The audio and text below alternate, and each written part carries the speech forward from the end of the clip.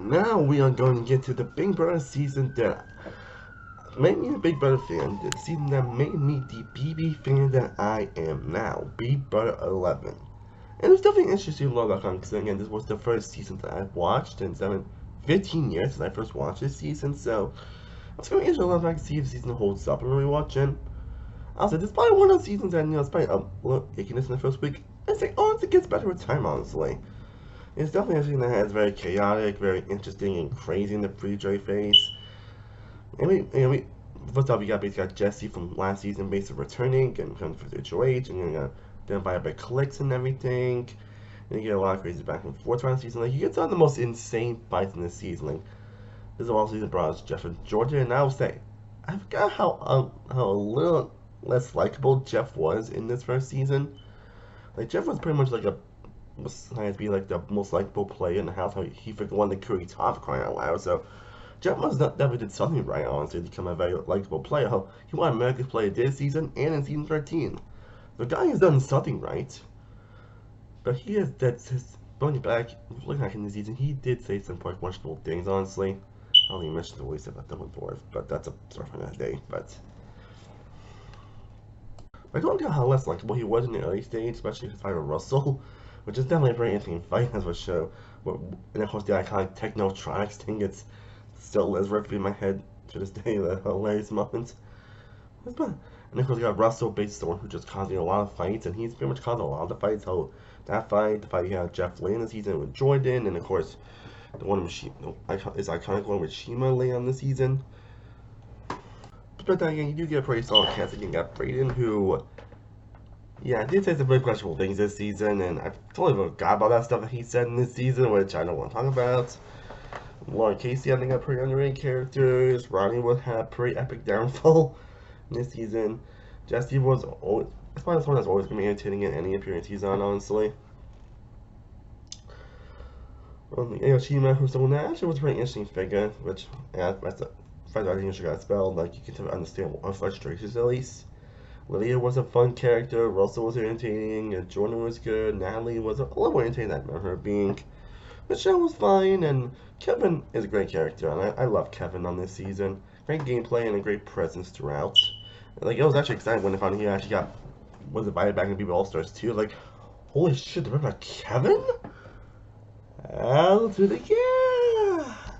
I remember being super stoked about that. I think a lot of people were stoked about Kevin coming back. Yeah, overall, BB11 season 9 is very entertaining. It does have some really interesting moments. Again, you have to, like, this season we have some of the best fights in this season. Like, week 1 had a lot of crazy fights from the brain stuff and Jeff and Russell, and you know, basically everyone against Ronnie when they called him out for playing both sides. And you know, Russell being Russell and having so many fights with players in the house.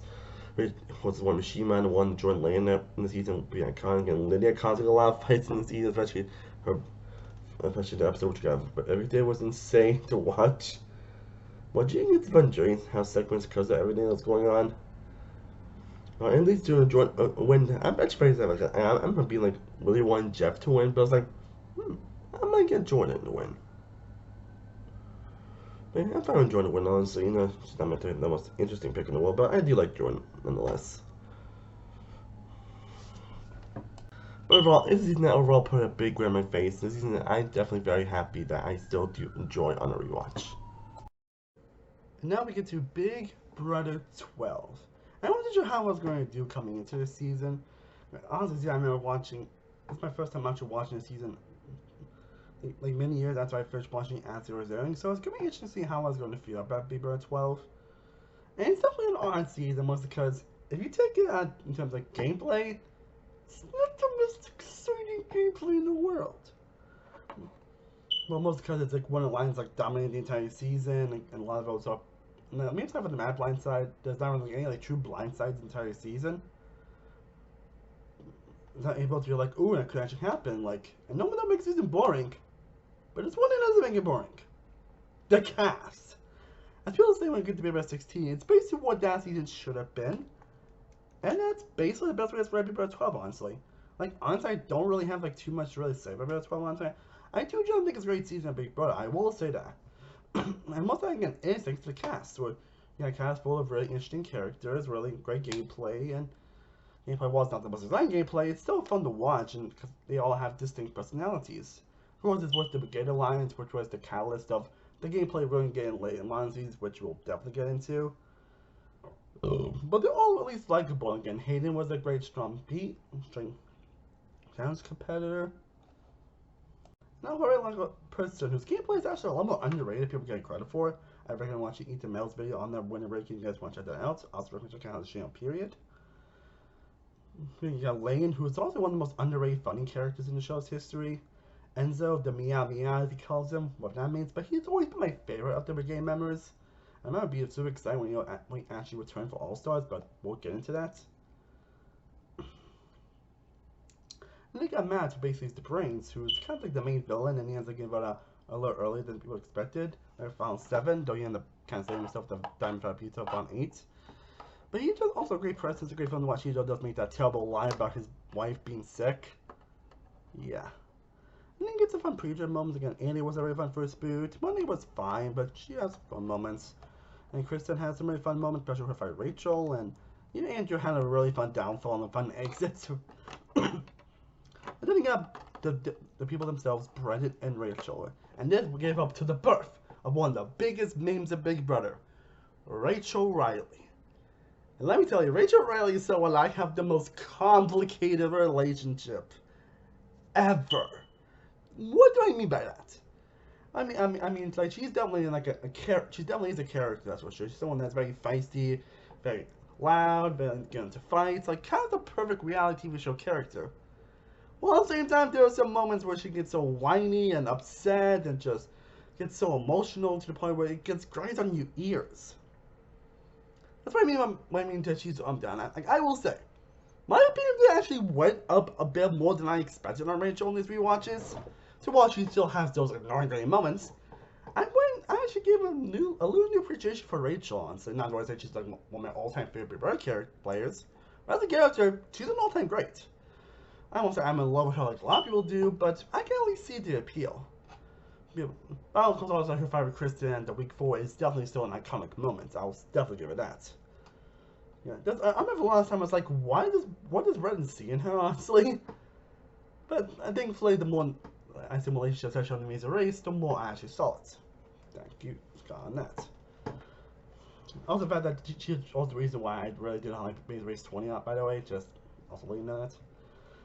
The other day, you also got Kathy, who was a 3-point character. Reagan had great moments. Of course, you cannot talk about the season without talking about freaking Brittany Haynes, who's probably the best confessionalist in the show's history. Like, I totally forgot how great of a confessional she was until I watched this season. Until I rewatched it, I was like, oh yeah, she definitely is the best confessionalist in Big Brother history. And I literally totally blanked on that before I rewatched this season. But yeah, I don't really have much else to say about Big Brother 12, honestly. It is still a really damn great season, honestly. I probably enjoyed it a lot more than most people. But season I'm definitely very high on because it has a great cast. And we cast some really good moments, good fights. Again, the gameplay is probably the reason why it's not all-time great, but it's one I still very much enjoy. And continue the Rachel, we'll talk about Big Brother 13. A season that I will say, my opinion actually went up on the season upon rewatch. Yeah, my opinion actually went up on this season upon a rewatch. Like, I always thought this was great, honestly. But it was always that little moment that happens in the final switch I'll get into that really held it back from me. And maybe a couple of weeks was not the most exciting in the world, but I'm gonna lie, my opinion went up a bit on this season actually. So I think it is still a great season, just I think it's a lot more great, honestly. Like, you do got a pretty solid newbie cast. That's obviously of course has returning players. You know, Brendan and Rachel from the previous season, Jeff and Jordan from season 11, and even Dick and Danielle. Which I'm gonna be like, oh, it's gonna be an exciting season. You think it would be season where the veterans basically gonna dominate, and well, that might have been true at one point. It obviously didn't last. Thank God on that. And maybe for a season that's very unpredictable, and you never really know what's going to happen. But you do get a solid newbie cast here as well, with Keith being in hilarious first boots, thinking like he's like the alpha male, and thinking like, I'm gonna talk to the veterans, and we're gonna be like the brigade. We like to form the Catholic Dominic Alon, and that failed miserably. That's with Dominic and also pretty fun characters, with Dominic apparently still be married to Daniel Denal to this day, which I'll get to in a bit. And of course, we got Evil Dick, who unfortunately ended up walking the first week. I mean, if he did well, I'm not sure how far Eel actually would have made this season. Like, maybe this could be a season where it could prove that, hey, Eel can actually do well in a given season. But I guess we'll never know. Just saying how he is nowadays. But that's just getting one for another day. Then we go with Law, and of course, you can't talk about Law and Law talking about his hilarious reasons for wanting to get evicted and everything, which I totally got how hilarious that moment is until we watched, until I obviously watched it.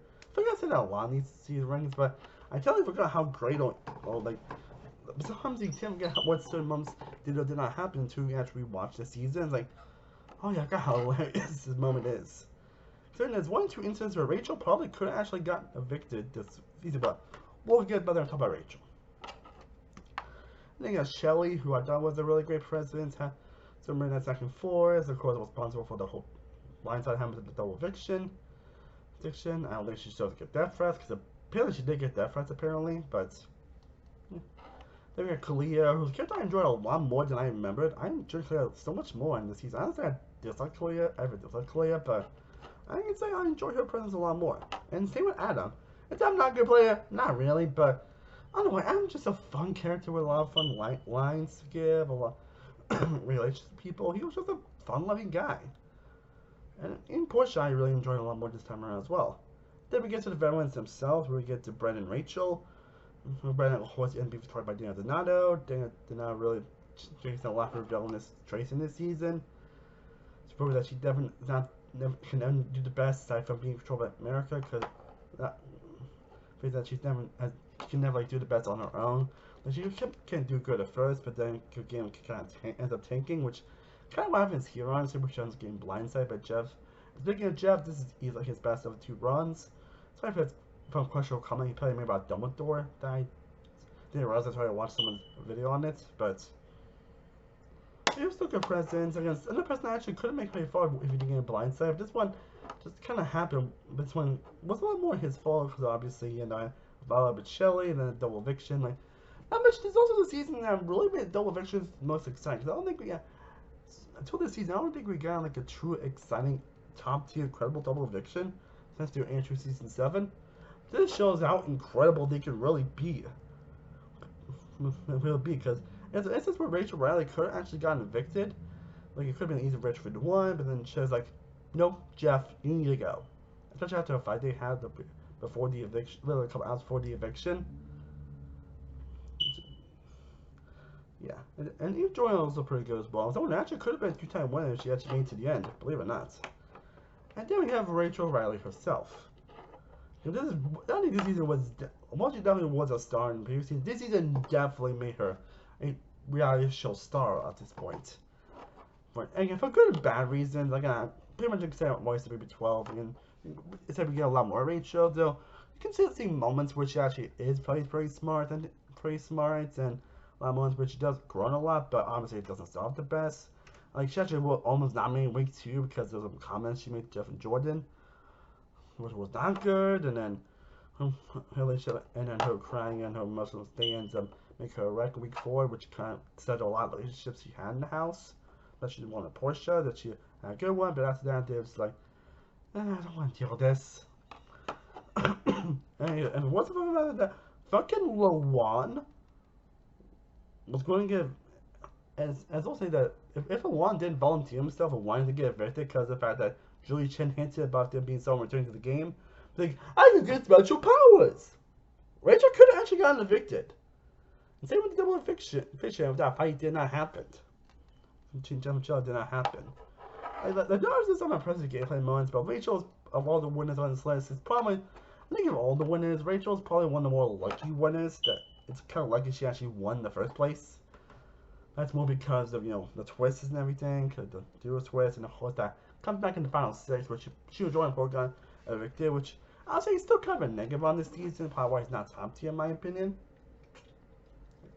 But I'm saying he's not as damning negative as I once thought it was. And of all these ones he's around, well, honestly, every week is actually pretty exciting. It's still that final 16 that does kind of break down a little bit for me. But this season I was still holding pretty high regard, and the fact that Rachel's actually, and still wins this season with Shelly of all people, someone who hated Rachel, voted to keep her, that was, wow.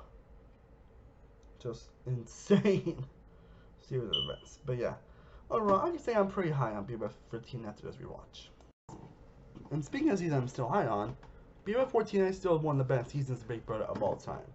I still absolutely adore this season. Ugh. We had a pretty good newbie cast. Goes got the coach's twist that happened. Day one eviction. Goes got like Janelle, Mike Boogie come back. Probably last time we're gonna see Mike Boogie on Big Brother. But seeing her life with Janelle was pretty fun. And seeing that back and forth and everything. We got Brittany Haynes come back and her being like a grave character as she always is. And of course, we got the man who's legend himself, Dan Giesling, who somehow, despite the fact that he made Final 2 did not win this season, somehow plays even more of an impressive game than they did BB10. And that's insane. And of course, they're more into 3 probably could have gotten picked. That's because people were obviously aware at the end of the season. And everything. But he plays a pretty impressive run this season. It's definitely impressive how he's able to maneuver through this and that and everything.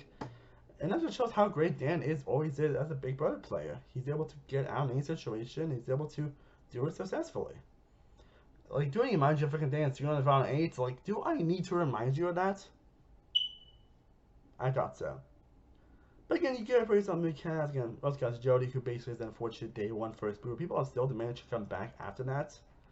And to be honest, I don't blame them. And you got Kara, JoJo. I mean, some of the early bits aren't like the most memorable in the world, but they're still fun. Had their fun moments and their fun exits. The exit Ashley was a pretty fun presence and a pretty hilarious presence. Frank, while he's been 18, kind of like tarnished his reputation. He still actually enjoyed a lot more on this season. Actually, I remember I hated Frank so much when I first watched the season, but now I'm back like, oh, I actually kind of like him this time around. Yeah, that's right. Joe was a fun presence. Jen also has a fun moments. Even Shane, I would say, had fun moments. Daniel was hilarious at times, and Ian was on the probably definition of an underdog winner, someone who, for many instances throughout the season, could have actually gotten evicted. I think probably onward. I think if Ian did not win Age of Vito, he probably easily could have gone home. I don't think anything did wrong. He was like the most threatening player at the time, but he was able to win a lot of competitions and was able to really win. Anyway, I've always liked Ian, honestly. I don't think I liked Ian, honestly, when I first watched the season as well, but the more I on the season, the more I've actually grown on Ian, honestly. I don't know if I'll call my favorites, honestly. You probably would check out. I do plan to do a winner ranking after beat 26 to check that out to see if it might be high up on that list. But again, I've always liked Ian, and he also helps he's also autistic, and it's good to see autistic reputation on the show. Those incidents Happy Birthday 22 that we'll get into on top of that season, or at least in that video. But overall, I like Ian, and it's not one of the seasons where I think every week has something exciting going on, and mostly because of Dan Giesling and all the crazy back and forth, all the fights, again, of course, you got two that comes with Dan's funeral, the final 8, and of course the final 4 Shane Blindside, where Dan somehow convinced Dan to use the veto on him, and then he backdoored Shane. And Blindside Shane, like, still in my opinion, the best Almighty G Blindside in Big Brother history. But yeah, that's all I'm really say about 2014, honestly. There's some things I might have more to say more than others, but yeah, I mean, I might do reckon at some point, and I might talk about more about that. But B14, I think, is still an incredible season. Still, probably like top 3, top 5 seasons of all time. So, it's definitely an incredible season with great ride, great characters, fantastic moments, and just moments that remind you, yes, this is why I love Big Brother. Oh boy, Big Brother 15. I guess pretty much the start of the modern era of the show. And Big Brother 15 is definitely an interesting season to talk about. As of course, we count like all the controversy that surrounds this season, like a lot of controversy that happened in this season. I'm pretty sure people Big Brother doesn't know this season. And I remember there was a while that I hated watching this season, and I considered my probably my least favorite season for the longest time. And why I wouldn't say season's good, honestly, my opinion actually went up on a rewatch, actually. Well, that's why I would put this somewhere in the B- C+ range. Yeah, I'm just as you are. I don't say the racist stuff and the terrible behavior of the players, that's really the only reason why the season is not like higher, obviously. Like, yeah, I cannot deny that behavior in this season. I cannot deny the controversies that happen throughout the season. And it really does tank the season in a lot of areas, like it really does. There was most people making like tail comments, racial comments, misogynistic comments, and bullying and all that stuff. Like it does make for a fun season to watch. It's real fun for the fact that we get some pretty great characters and some pretty, and of course, an incredible winning game. What you get into? As for there's also some players I do like this season. Like I think McCray, I definitely do like this season. I don't know if a long time he was probably the only person I like this season, and I'm excited I still like him on rewatch. Charles has his moments, Alyssa has her moments. Hella has her moments, and she's a great underrated character. Candace and Howard have their moments. This moment, do you like Nick has a really fun downfall?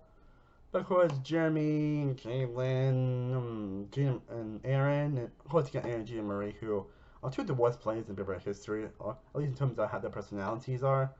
Like Aaron, do I need to talk about Aaron? Do I need to fucking talk about Aaron? And apparently she doesn't actually think she did anything wrong this season, from what I've been told. Really?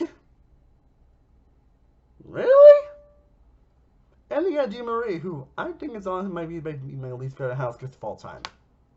I am dead serious. Marie might be in debate for being my least favorite house guest in Big Brother history. Like I didn't like her when I first watched it, but my opinion went significantly down on this rewatch. Like she's maybe one person, which we'll get into. We'll talk about their seasons as my least favorite house guest. And if you watch this season, you can understand why.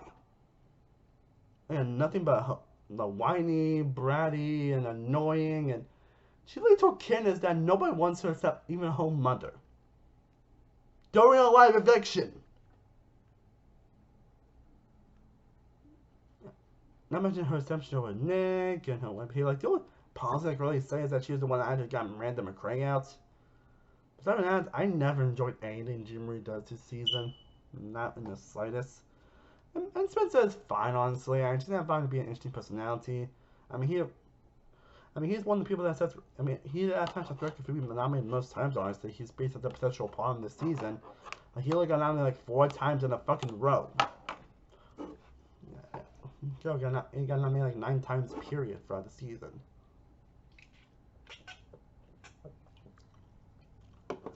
And of course, because of my season, we're going to talk about Andy Herron, who I remember I really hated at the time, honestly. I thought he was just boring and just not really interesting. But that's really because he's more how under-edited he was throughout the season. But when he actually really... So a lot of people thought he was just a goat. He was just something that didn't do anything throughout the season. But when you actually look at the live feeds, when you actually see all the stuff that he's posted, and when you actually really think about it, you can see that Andy Herron might play the best individual winning game of all time. Like, I remember talking about it, I was like, really? But then I actually looked about that, and I also watched Ethan Mail's video on Andy Herron. Where the guy basically does a lot of winning videos on talking about the winners and then impressive games. I was like, and after watching it myself, I was like, oh, wow, I see it. But again, that's mostly because Andy was very under-edited in this season. He was extremely under, especially in the early weeks. Like, like only once like week 4 or 5 until we started getting a lot more screen time. But he's still a fun character. But his gameplay and sociability is impressive. I mean, he was only nominated 1 time, but he was never going home. Like, there was a certain point where everyone really wanted to take Andy to the end. He was never anything just because his impressive moves and his sociability. He was kind of one responsible for 2. I mean, hell, we also got 2 on the most exciting double evictions ever. Like, I told you about how incredibly these double evictions are. I think one of them was more because of Helen and everything, which she convinced Aaron to actually blind to Judd, but name is Phil, leading to one of the most emotional evictions in the show's history. And then we get Final 7, where they're actually finding a man McCray with Andy, Alyssa, and Jeff over Amanda, and McCray for Spencer, with Dibson thinking that to on McCray's side, and on the side, then Alyssa was like, I actually want to keep Amanda, despite the fact that you bullied me all season. When Wednesday, I was like, wow, what? Like, talking about tonal whiplash. Which led to a lot of suppressing moves of them trying to frame Alyssa, until eviction, which ended up being actually pretty successful, actually. I think it's incredible how successful it actually ended up being in that episode. And Andy's probably one of the more celebrated winners ever because of his impressive social game. Like, he also might not have said great things, honestly, but he still ends up being one of the more likable people on the cast. Thank God. No, it's just pretty unfortunate how he ended up being treated, but thankfully he's getting more references in recent years, which, like, thank God on that. So I think that alone does boost the season up, honestly. Also, not enough. I'm still wearing, like, the B plus, C plus, B minus, but I'm still not sure why exactly, but overall, that alone per season, be a season I don't think is great or good because of the whole controversy stuff and the terrible actions. But it's one I definitely have a tad bit more appreciation for, mostly because of the impressive gameplay. Big Brother 16.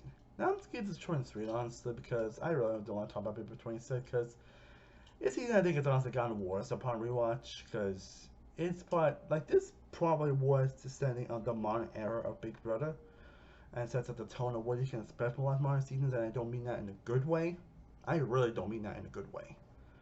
As aside from like the first couple weeks, the season is just a slog to get through. Not mentioned competing with Big 26.5 is probably the longest season ever, and that's the post story is just so goddamn long and tedious, and not any like moves or interesting things happening. The builds up just extremely obvious.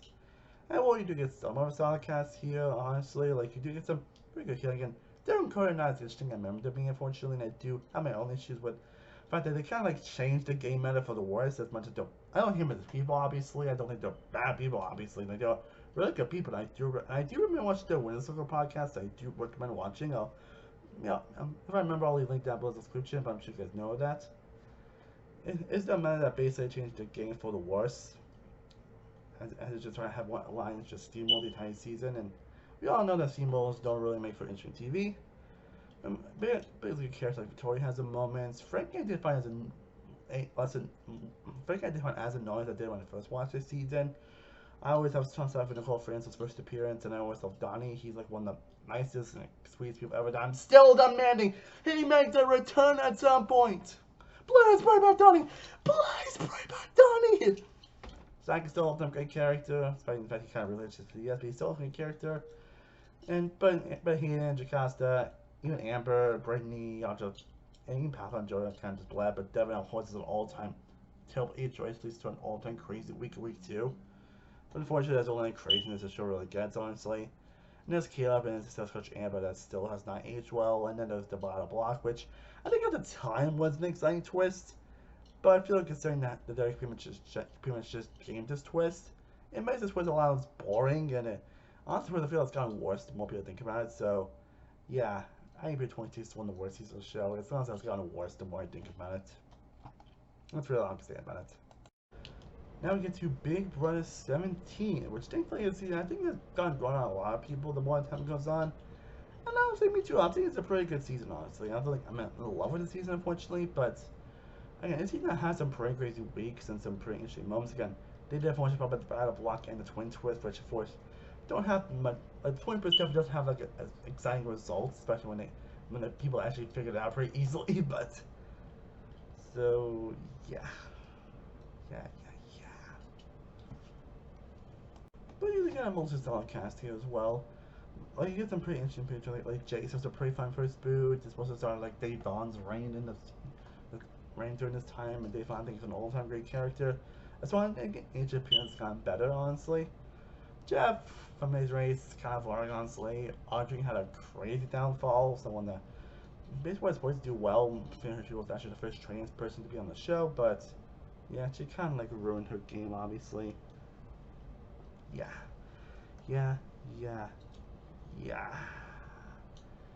And then we get to Jason, who I've always liked Jason, honestly. I definitely should have got what I was already did, honestly. But I still like him. I did like him so much over the top, but we'll get there when we get there. Yeah, we will get there when we get there. And then Chili had a pretty interesting downfall as well. It seems to have Clay, he's kind of a boring character, and Jackie's not, and Becky aren't interesting. I remember them being. Fortunately, Meg was fun to watch. James is hilarious, one of the most funniest house guests ever. Unfortunately, his experience is not the greatest in the world. The ones that listen to Joey some fun characters, has their fun moments. Austin was a great presence. Jerry Mack, all-time great character. I fucking love Johnny Mac. Again, like Johnny, bring him back, please! Bring Johnny Mac back! And then we get to Vanessa, who I'm actually very mixed on, actually. Like, if you ask me which Big Brother I think is probably the most overrated, and I'm someone that doesn't really use overrated very well, to be honest, I kind of would say Vanessa. Because maybe gameplay is pretty impressive, but she does it in a way I'm not really a fan of, and I'm someone that's not really huge on people getting so emotional for no reason, and she's one of those people. So like, I've never been fond of Vanessa. My rewatch kind of confirmed that. But now we got Steve, who I think is probably one of the most likable winners in the show's history, and definitely one of the most interesting undrunk winners, as someone who basically was nominated the first 2 weeks, someone who pretty much was on the bottom, but yeah, he ended up like being good, ended up screaming his way up, and ended up winning, which is pretty impressive. Again, I don't really have too much I can really say about this season, honestly, because it does have some crazy weeks again that only involving Davon, again, Aubrey's like blow up in the house, and a lot of the crazy shenanigans that happened throughout, and of course the final 6 being one of the best weeks in the show's history, where Dawes wins basically, where Austin had like a showman's with Liz and Julia, and then Julia making probably one of the worst moves ever, and probably one of the most hilarious moves ever, and causing that downfall. So yeah, I think it's a good season though. But it does have another season I think has actually grown significantly on me since I'm a recent rewatch. That is Big Brother 18. It's definitely a season I remember being like super high on the first call, but then it kind of went down. Like there was a period where I thought maybe 16, 19 were just like terrible era of the show, terrible run on the show, like bad seasons or not good seasons in a row. But now after getting more, I think some seasons actually a lot better, and though there's some that kind of got a lot worse, like with 16. But 18 is probably one I think that's most improved on a rewatch. So I think it's actually a generally great season. But they're only really holding it back against another season that's just way too long. So I think you got a really interesting cast again. They brought back like Frank, Davon, Nicole Franzo, James, and James doesn't have the most interesting run of the season, and I think it's actually a little more boring this time around, unfortunately. Doesn't have that same like crazy frenetic energy they did last time, which is pretty unfortunate, but he still has his moments. His relationship with Natalie was definitely cute at the time, though if you know what happens afterwards, I ran out of talking about it. And the whole thing with Frank, how he treated Davon, and also something that has not aged particularly well. But in the end, at least Frank definitely had a fun. In the end, at least Frank definitely had a fun downfall, so I'll definitely give him that. I'll definitely give Frank that he had a fun downfall. And also got Polly's downfall. Like, I know I despised Polly, and I think it's a good reason why I despise Polly, but he was just a fun presence. I actually enjoyed him. I enjoyed him surprisingly so much more this time around, honestly. Where yeah, again, he also has probably one of the most epic downfalls, to where he basically, after week 1 nominee, he basically controlled the rest of the pre-jury, controlled the rest of the house. Like, he was like on fucking points. And then he got a little too cocky, saying not to use people as showmans, and he paid the price for it. After eviction, he got it next week. But I definitely enjoy again. That could also find out his recent appearances on the challenge, but I can say I enjoyed Polly more this time around. Also, right with Davon was also pretty fun to watch, especially with that jury fight. That's still probably one of the best fights in Big Brother history. It's one of the most entertaining fights, one of the most, like, it was so bad the producers even had to step in. That's how crazy it was. But in Christmas recast, you also get a pretty solid one. Again, Glenn was a unfortunate, obviously, early boot. Again, Hosea had a fun first boot downfall where he called himself the messiah of the newbies. Like, oh my god. Brate was also fun as well. Tiffany being Vanessa's assistant last season was pretty much Vanessa, just worse. Way worse. Davon also spent her legacy a little bit here, and even I honestly wish she made it pretty far, but I always like Davon. Zakia has her moments, but I think she's more known because of to Polly and of course everything that happened between Polly and Davon.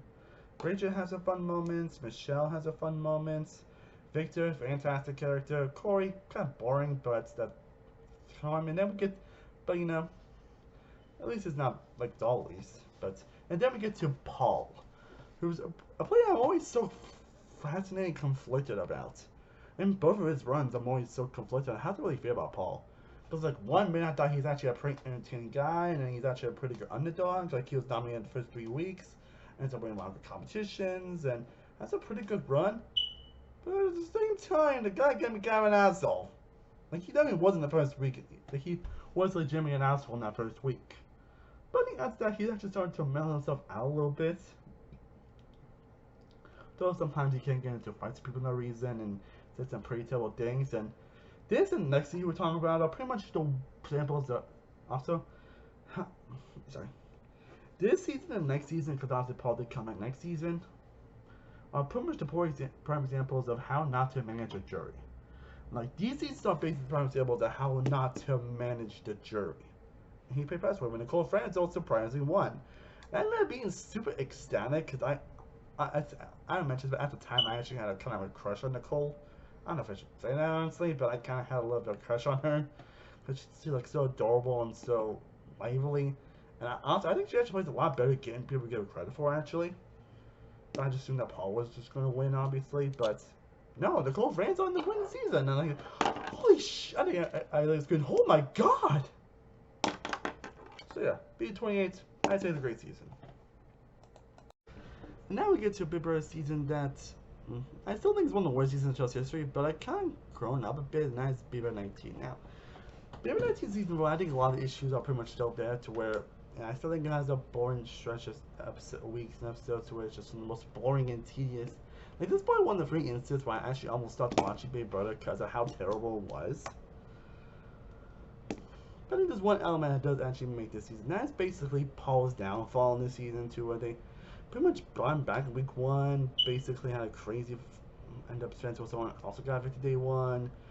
And I'll admit, week 1 is a crazy week. Week 1 is probably one of the best first weeks in the show's history, where Cody has probably one of the most disastrous HOA trains ever. Well, obviously, he had not only like almost had the house when Alex and Megan ended up leaving the house, then Alex won the veto, and then despite not him being a alliance set, I told his alliance it's going to nominate Paul. Paul won pet protection, so it was 3 weeks, and for Christmas, and his target didn't even go home. And it led to his downfall next week. And also, I can say I really don't. Also, I can say, Cody. I don't like Cody. No, Cody. No, I do not like Cody. I really hope I don't actually see Cody back on the screens, honestly. And the cast is just mostly just people that are just they follow on Paul. And I'll say Josh Martinez, I'm the winner this season. I actually have grown more on the rewatch. That's because I rewatched a lot of his seasons of the challenge. But he's not one of my favorite winners per se, and I still find a lot of index annoying here, but I can see what he's been through after this show. Definitely made me appreciate him so much more. Christmas, I think, is probably one of my in debate. Christmas is our house because I mentioned it probably might be in debate, but my least favorite house of all time. Because I could run this season and all stars especially. If you never know. I feel like Kevin's the only person I really truly like this season. Like, I actually like Kevin this season. I think got unfairly treated at a lot of points. My best gameplay in the world, no, but I can say I like Kevin, honestly. He definitely does a lot of unfair treatment he got, especially from Matt Raven. Yeah, Matt Raven also pretty terrible in this season. Matt probably one of the most boring house guests ever, and then Raven, being Raven. Jason's fine, Jessica's fine, and then Monica fine, Dominique fine. Nothing really is happening, like, despite Paul having been being prissy, especially with the whole final 7 that I totally forgot even happened this season.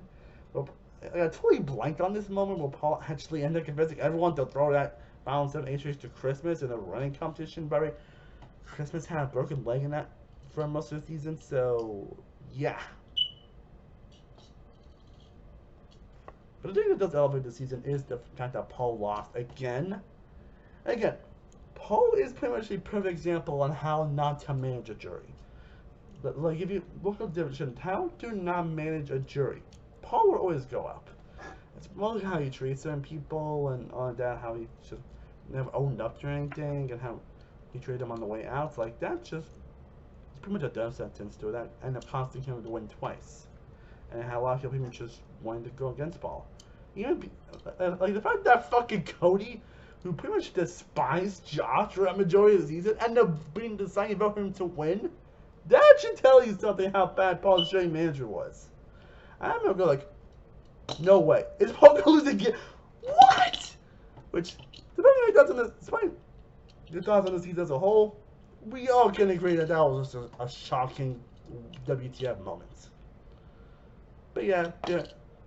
Apparently, it's still one of the worst seasons, but at least as right now, it's not one of my least favorites. It's still probably bottom 5, probably not bottom 3, but it's not the worst anymore. I'll go with that. And now we get the glorious, amazing, and saving grace that is Big Brother 20.